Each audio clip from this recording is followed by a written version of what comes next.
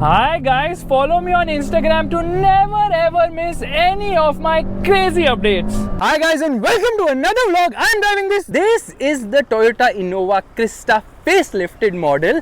Straight away we're going to be opening the engine bay, and there is of course the 2.4 litre diesel engine, makes quite a lot of sound. There's insulation right there. The 2.8 has been dropped, of course with the BS6 obviously they dropped it.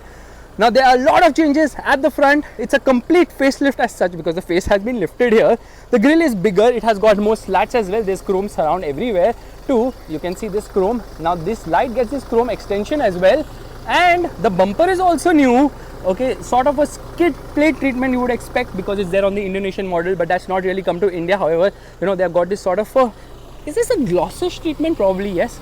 Now the fog light happens to be an LED which is here. Earlier everything was here. Now this is for the indicator. The housing has been changed. The bumper has been revised. It gets front parking sensors now. The lights are identical. Gets a projector setup, but this might be LED DRL. That is a halogen unit. A lot of halogen on this car, including the indicators, which is very disappointing. I can see the horn from right there. The motor is actually quite noisy. So all the changes are actually here itself and on the wheels of this car. The alloy wheel design is new, diamond cut wheels, two-tone finish. This is not the same design as the Indonesian model, so that's something unique for the Indian model. You get 16-inch wheels on this particular car. The 17 inches have been ditched in the interest of obviously better ride quality. I'm kidding. This is actually the 17 incher. 215/55 17 is the size of the tire. Could you guess it by looking at the size? Yeah, it actually looks 16 inches, but it is actually a 17. Chrome here and there. It is identical from the side other than the new alloy wheels, of course. From the rear too, it is identical because they spent all the money and the budget and the time and the effort at the front in making changes. They made no changes at the rear. That's why disappointingly, it doesn't get any LED in the rear. Yeah, the rear tail lights don't get any single LED. That's very disappointing. This is the rear fog light. This is the reversing lamp. So one reversing lamp only, I believe. Okay, and there of course, you can see it's looking dated from the rear. 2.4 ZZ whatever Innova Crysta rear parking sensors, spare wheel is placed here below. Of course it is actually, can you guess, smaller size tire, alloy wheel, whatnot. Anyways, body on frame, platform. The boot is decent sized here, and then we're going to open it. Okay, with all the rows up, the boot is actually decent size, and this is a proper 7-seater. You also get a 8-seater option.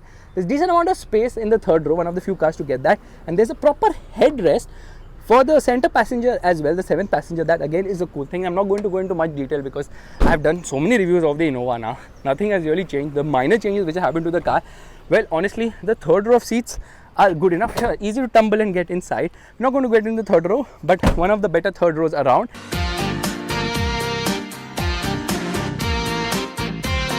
And there is also good amount of space in the second row, of course. There's an armrest, there's like practicality bits, including a table if you so wish to eat your lunch or use your laptop and whatnot, and you can also move the seat ahead or behind using this, and there it actually rolled back. So yeah, actually impressive second row of seats, and there AC vents and AC controls on the top.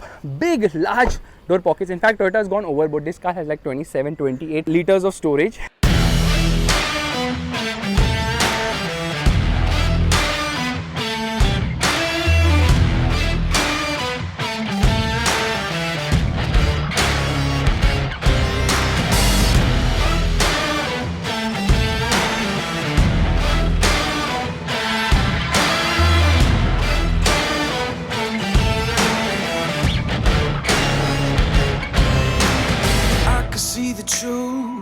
No, you don't have yeah, bottle holders. You can keep 27 bottles or so inside this car.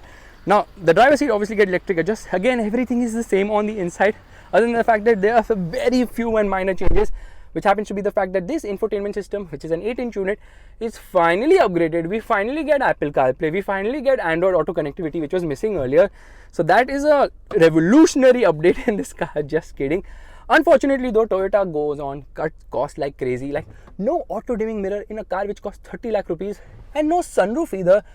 When will Toyota offer a sunroof? कब खोलेगा तेरा खून? कब देगा तू sunroof or auto dimming inside rear view mirror? I don't think that's happening anytime soon. Okay, a practical bits because again you have got multiple glove boxes as well. But again, everything is the same as the older Innova, the non-pre-facelifted model. So Toyota's really not made many changes to this car. I mean, why did they even make the facelift? Because the non-facelifted model looked better to me. This is something basic. Even 5-6 lakh cars get Apple CarPlay as well as Android Auto connectivity. Quality levels are good. I like how they've used this one piece on the dashboard. Appealing design and all that stuff. Fit finish and everything is nice and all that stuff. But who really cares? Let's start driving. Alright, we are all set to go, which means turning off the air conditioning, putting the handbrake down, getting into drive, getting into sport right away, and we are going to get into power mode. We are going to turn off traction control as well. Left foot on the brake, right foot on the accelerator. Listen to this, okay guys? That is some wheel spin, because obviously rear wheel drive for the win.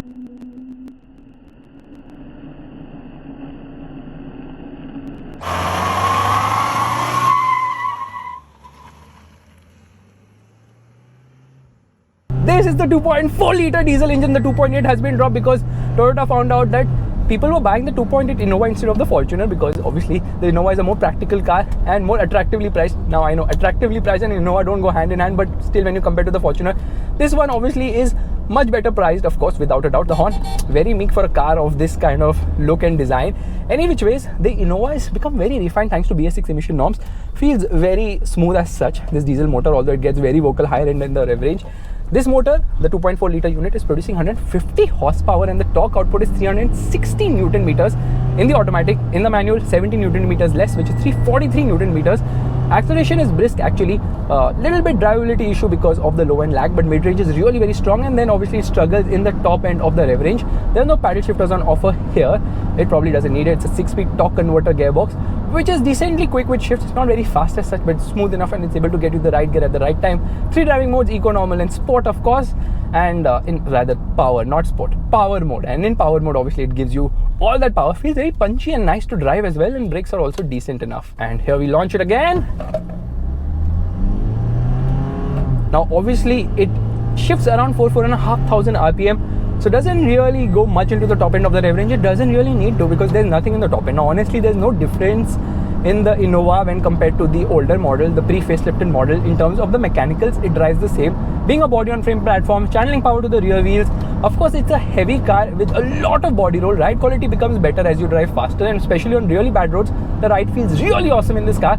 Only thing is, at lower speeds, there is that movement, that lumpiness, that typical trait of a body on frame platform is there. The steering wheel, being a hydraulic unit, is actually on the heavier side, but you can see there's so much slack in the center position, unfortunately, and that is largely because Toyota has not really tuned the steering wheel for spirited driving. The steering wheel is purely tuned for, obviously, I don't know for what it's tuned, and it's also very heavy at low speed. Like taking a U-turn is super duper cumbersome in this car. Now at idle, you can feel a bit of the motor, the diesel clatter. Thankfully, there are not much vibes as such. Now we're going to take a U-turn, and you can see the turning radius is quite a bit at 5.4 meters. But hey, I'm not complaining. Onto the throttle. Yeah, little wheel spin for sure, because there's a lot of grunt. This car has a lot of grunt. Feels very punchy, and then once you get past 3,000 RPM, it becomes very noisy as well. So that is a bit of an issue. Here I'm trying to get into manual mode. Here we are into manual mode now. Let's see whether it will hold on to a gear or not. It tells me it's denying an upshift or a downshift. Actually, it will never deny an upshift. It will deny a downshift only with that TTT noise. Here into first, I believe, revving the motor, and there it holds the red line at 4,500 RPM, and then I make a shift. It takes its own sweet time to make shifts. So flat out driving is not the Innova's forte.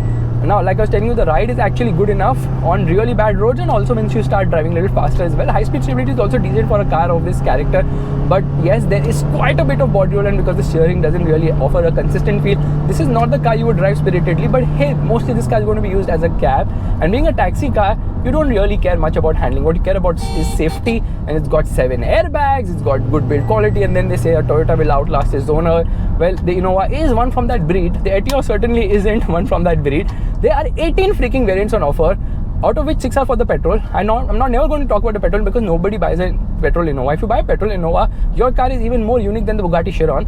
It uses a 2.7 litre VVTi motor, produces more power than the diesel but less torque, of course, and that engine is not turbocharged. It's a naturally aspirated unit, not really the one you should be buying, because it drinks a lot of fuel. This one obviously drinks lesser fuel. It should return between 9 to 14 kilometers per litre depending on your driving style.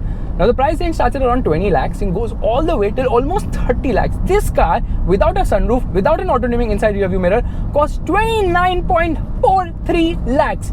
Insane pricing. Toyota keeps increasing the pricing every day, I think. Okay, the prices are rising like crazy of the Innova. I can't believe it. I have bought the Innova for 1/3 the price almost, but that was 15 years back before the Crysta obviously came. When the Innova was actually launched, 2007 is the year when I'm talking about. So like I was telling you, the range actually starts around 20 lakhs, 20.16 lakhs to be precise for the base petrol, and the base diesel is 21.51 lakhs. Now all the prices I mentioned today are of course on road Mumbai. You pay 1.6 lakhs more for the diesel, which is completely worth it, because that 1.6 lakhs you're going to save, you're going to spend it in a month's time in terms of fuel cost itself. That is the cost of fuel, and that is the level of mileage that an Innova petrol actually offers, in spite of the fact that, you know what, being a lighter car, because the petrol is obviously lighter than a diesel, it should be even more frugal, but yeah, it's not. It cannot be, obviously, because it still has to lug a lot of weight. It doesn't weigh like dramatically lesser than the diesel, and here we go.